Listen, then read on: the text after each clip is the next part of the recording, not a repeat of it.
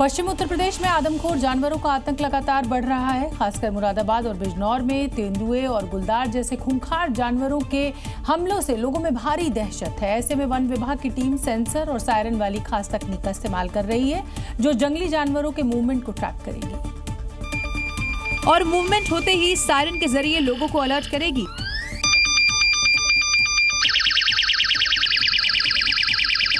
One विभाग ने मुरादाबाद में तेंदुए से प्रभावित गांव में एक ऐसी ही हाईटेक मशीन लगा दी है, जिसका सेंसर जंगली जानवरों के मूवमेंट को पकड़ लेगा, फिर सायरन बजने लगता है और फिर रात को लाइट भी चमकने लगती है।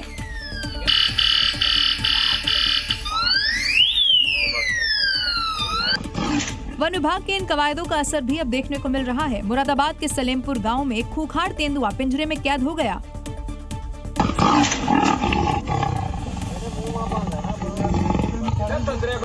वहीं बिजनौर में भी गुलदार के बढ़ते आतंक को देखते हुए वन विभाग की टीम ने जिले भर में 100 से ज्यादा पिंजरे लगा दिए हैं। इस दौरान कोटिया इलाके में गुलदार पिंजरे में कैद हो गया। मुरादाबाद और बिजनौर में तो ये आदमखोर ट्रैप हो गए, लेकिन अभी कई खूंखार जंगली जानवरों को रिहायशी इलाकों में आतंक इनका जारी है, जिन्हें पकड़ने के लिए पिंजरे के साथ अब सायरन वाली तकनीक भी आ चुकी है। उत्तर प्रदेश में माफिया और गैंगस्टर्स के खिलाफ जीरो टॉलरेंस नीति के तहत कड़ा एक्शन लिया जा रहा है। संगठित अपराध के खिलाफ कुर्की वाली कार्रवाई जारी है। प्रयागराज में पुलिस ने एक कुख्यात गैंगस्टर की करीब 15 करोड़ की संपत्ति को कुर्क भी किया है। आदेश किया गया है। आरजी में यदि कोई व्यक्ति अतिक्रमण अवैध कब्जा करता है तो उसके विरुद्ध नियमानुसार कार्रवाई की जाएगी। पुलिस जिन संपत्तियों को कुर्क कर रही है वो गैंगस्टर मोहम्मद दब्बे की है, जो कार चोरी गैंग का सरगना था। इस गैंगस्टर के अपराध के जरिए खड़े किए गए साम्राज्य पर अब योगी ब्रांड का ताला लग चुका है। प्रशासन ने काली कमाई से खड़ी की गई इस करीब 15 करोड़ की संपत्ति को कुर्क कर लिया है। माफिया प्रवृत्ति को पूरी तरह समाप्त करेंगे। आज उत्तर प्रदेश माफिया मुक्त है, गुंडा मुक्त है, कर्फ्यू मुक्त है। जिन संपत्तियों को पुलिस ने कुर्क किया है, इसे गैंगस्टर मोहम्मद दब्बे ने अपनी पत्नी और रिश्तेदारों के नाम से खरीदा था। पुलिस ने गैंगस्टर एक्ट के तहत होटल से लेकर प्लॉट तक इसकी 5 संपत्तियां कुर्क कर ली है।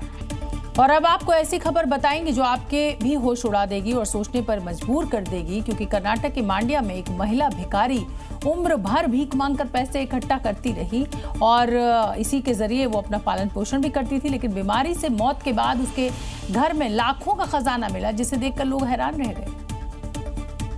क्योंकि भिखारी नूर की मौत के बाद उसके घर में नोट और सिक्कों का अंबार मिला। दावा है कि जो पैसा मिला है वो करीब 30 लाख है, जिसे देखकर वहाँ मौजूद लोगों के होश उड़ गए।